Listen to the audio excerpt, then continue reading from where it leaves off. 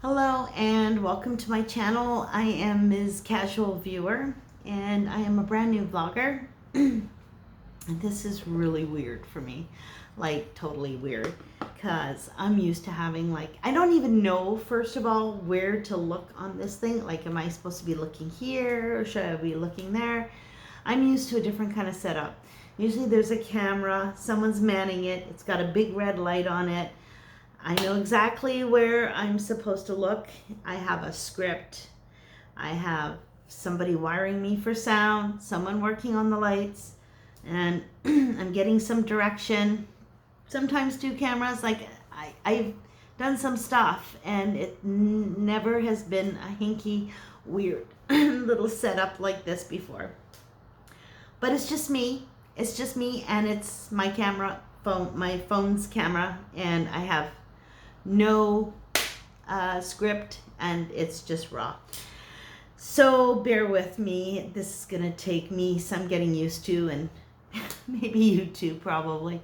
Anyways, so this is a follow-up to some pictures I posted that were Sasquatch pictures on my community tab, and there's another video on here that explains how I got the pictures. This is about a follow-up with my encounter. My encounter doesn't have anything to do with those pictures, but I'll tell you anyways. I went for a weekend in 2010. It might have been 2009, but I'm pretty sure it was 2010. On a Victoria day-long weekend, so that was like towards the end of May, like May 20th. And I went with my boyfriend that I had at that time to Manning Park Lodge. And this time we got a room in the lodge, and it's on the Crow's Nest Highway. It's between Hope and Princeton.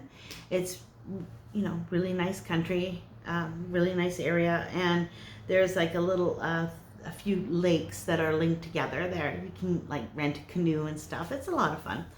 And they have a nice saltwater pool and everything. I highly recommend it. Anyways, so on the day we were leaving, we were pulled out onto the highway, and we were heading down the road, and I remembered that the campground was at that end, and I told him, I said, I've camped there before lots of times, but you've never seen it before. Do you want to go take a look and check out the campground? And he says, yeah, sure. So we did that, and there is a path that runs, there's a path on both sides of these little chains, this chain of little lakes. And we were on the we were on the north side of the lakes, and we were on the path walking near the big campground. And he went off, and he saw something he was interested in, so he went off, and he was looking at a fish or that jumped or something, who knows. Anyways, I went around a corner, and there was a little sort of a area where the path widened, and there was a giant boulder there. So I jumped up on the boulder, and my back is to the lake, and I'm looking into this grove of trees that are like 20 feet away from me, 15 to 20 feet away from me, and I'm looking into them, and I'm wondering, was the tree that my initials were carved in, was it in there? Because when I was a kid, my other boyfriend carved our initials into one of those trees. And then all of a sudden, I got blasted. It was like a sound cannon.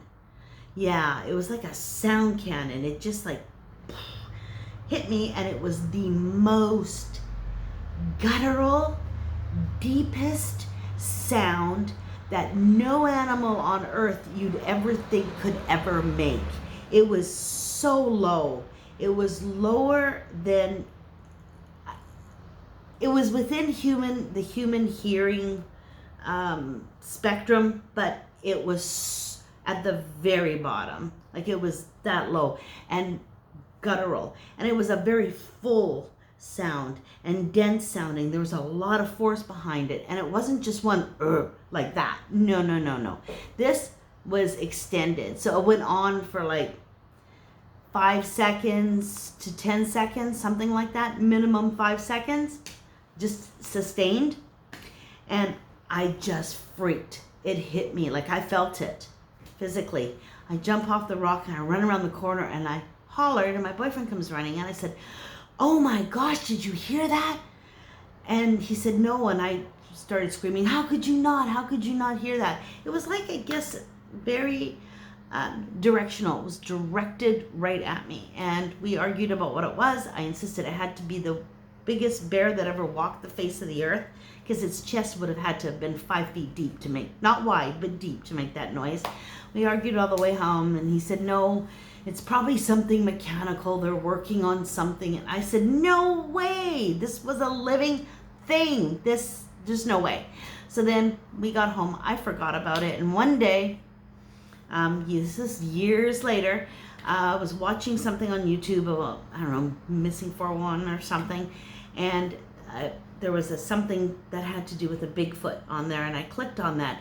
And I started listening to this. And people were describing experiences where they had similar, like identical to what I experienced in terms of what it sounded like, what their experience was like. And they said it was Sasquatch.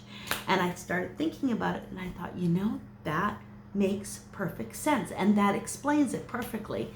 So I believe that was an encounter I had. I had one that was visual. That's a whole different story about a different time, and I might touch on that as well. So come on back if you're interested in hearing about that. Thank you for sticking it out this long. Thank you for just coming and being here and listening to my story. Check out those pictures on the community tab, and I guess I'll see you next time. Peace.